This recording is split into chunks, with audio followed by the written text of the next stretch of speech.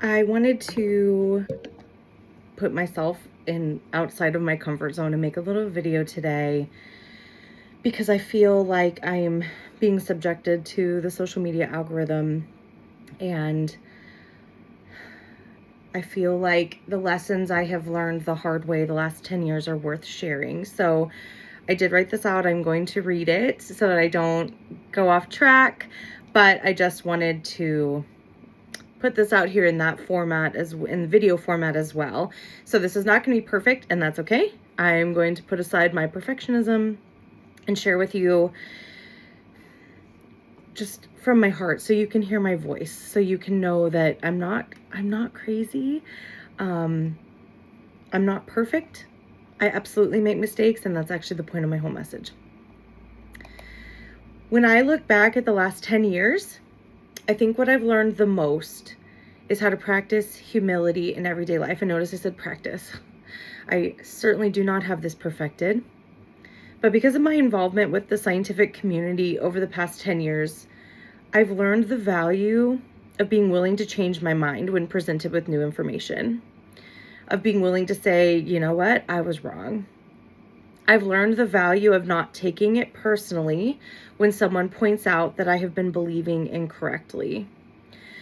I can tell you that this has absolutely not been an easy road, but I can also say that with practice, it becomes even easier. Learning to trust but verify, to say, you know, this doesn't exactly sound right, so maybe I should look into it, and then change my mind or my perspective based on what I learn, has been absolutely powerful. It has been freeing. It has literally changed my life. Graduate school also helped with this because we were reminded of the importance of citing sources for everything we say. There is no just take my word for it. This is what is important. Making sure that you can back up what you are saying with proven data, with facts, with research, not just some random person on YouTube who has gained a platform and is making money, honestly, off of lying to us. I have learned to normalize saying, hey, I was wrong. And I really hope that this video will help to normalize this as well, and to normalize being willing to change our minds. And the importance of this really goes down to more studies that have proven that the more a lie is repeated, the more misinformation is repeated, especially if it comes from people in authority, the more mainstream it becomes. The more people are inclined to believe it and they accept it as fact, even if it is an absolute fabrication. The psychology behind all of this is fascinating, and I actually did quite a bit of research in grad school about what leads to conspiratorial thinking, what leads to people finding more comfort in conspiracy theories than in facts. And a lot of it has to do with a sense of control. So being willing to say, you know, who is this person? Why are they trying to tell me this information? Is it true? Can I find sources to back this up? Is absolutely essential. We see this pattern repeat itself throughout history of leaders saying things. And sometimes it's really subtle, but sometimes it's pretty horrific things. And they normalize it, and then it becomes more acceptable to society, and then dangerous things happen. This is why facts matter. As I have become more comfortable with admitting that maybe I'm wrong and changing my mind, I've also become very aware of how many people dislike me now, or dislike the way that I've chosen to live. And I don't exactly know why that is, but I do know that a lot of times our beliefs become our identity. I'm living proof that I used to be this way. My beliefs were my identity. So if someone attacked those beliefs, they were attacking me. And I just want it to be known that that is not true. It doesn't have to be true. And that's where humility comes into play. I think part of what made all of this really challenging for me was that I was taught my entire life conflicting things. I was taught to think about what is true, what is right, what is noble, what is lovely. I was taught to think about things that were right and pure and honorable. And we were taught to look for the fruits of the Spirit, which are love, joy, peace, patience, kindness, goodness, gentleness, and self-control. I was taught to love my neighbor as myself. I was taught all of these things while also being told, if people don't believe the way that you do, then they are bad people. They are evil people. Honestly, take the word people out of it, because I was taught to dehumanize people who saw life differently than me while being told these things. I was also taught that we can assess the health of a tree by looking at the fruit that it produces. And now I see so many of these people who taught me all of these things completely disregarding it. But part of what I have come to know through research and analysis has been that there's been an intentional messaging for decades now, specifically targeted at evangelicals. And again, I used to believe this messaging that there was one issue more important than any other ones. So if someone says that they are, a certain stance on this issue, then we can trust them with everything. And I have come to learn the really hard way that that is not true. That sometimes that issue, and I'm specifically not naming it, but that issue is used to blind us to what is actually happening. It's used as a distraction because data actually proves that what they have been saying is wrong. And that was a really hard one for me to come to grips with about 5 years ago.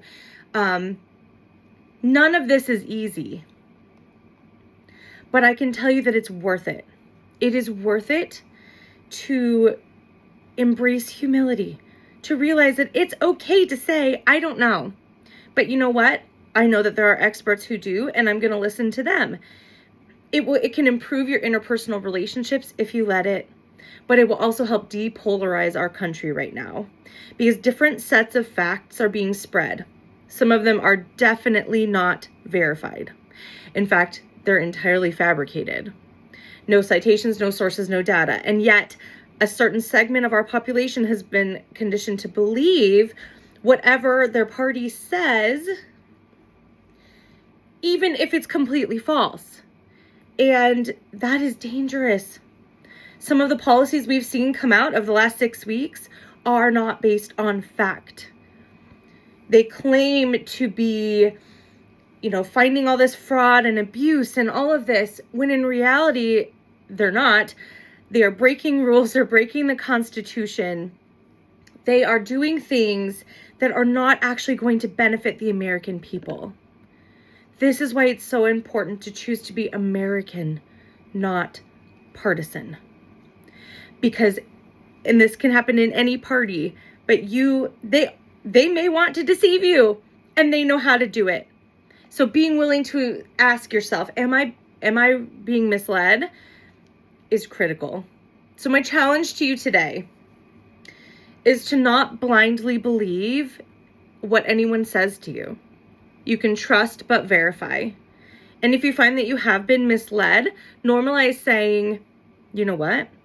I learned new information and I'm going to change my mind because facts do not require our approval, to quote Sharon McMahon. Normalize saying, I don't know, but I'm going to learn from those who do. I have been putting this into practice for 10 years now, and I'm going to use newborn screening as an example. The more I learned about the complexities of the system, the more I got to know the players, the stakeholders, the more I realized we actually all want the same thing. But there are real and legitimate barriers. This applies to way more than newborn screening. There are legitimate barriers that have been put up, whether intentionally or not, that are preventing us from moving forward. So we have to remove those barriers. And it just was really eye-opening to me, and it helped calm me down. It helped me realize we are on the same team, and that's what needs to happen across our country.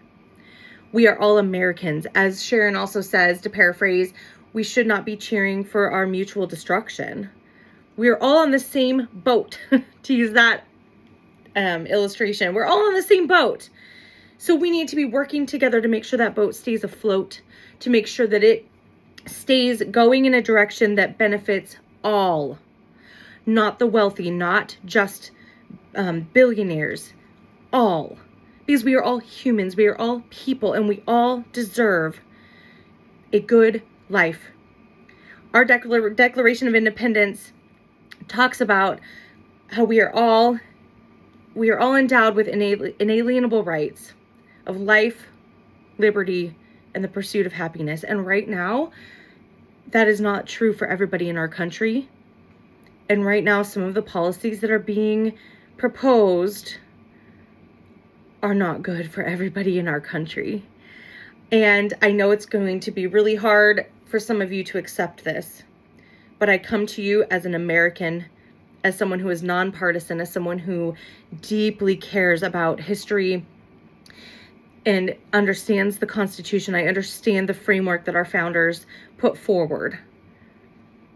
And I say this with the utmost humility, that I used to be someone who was not willing to listen, who was not willing to learn, who was not willing to admit that I was wrong, because it had been so ingrained within me. And I really just think that this is an important moment in our country's path, that we really need, specifically right now, we need Republicans to fact check what Trump is saying. Because right now, well, not right now, always, what happens in the United States impacts the entire world. Right now, we are losing credibility. So read news sources outside of your own party. In fact, you shouldn't read partisan news sources anyway. Look at what the world is saying. Look at how they are viewing us. And please be willing to admit that maybe what he is saying is wrong, that maybe what you are believing is wrong. It's absolutely essential. So choose to be American, not partisan. Look at each issue with an intent to learn facts, even if it means you may have been wrong. I promise you that it brings freedom and peace.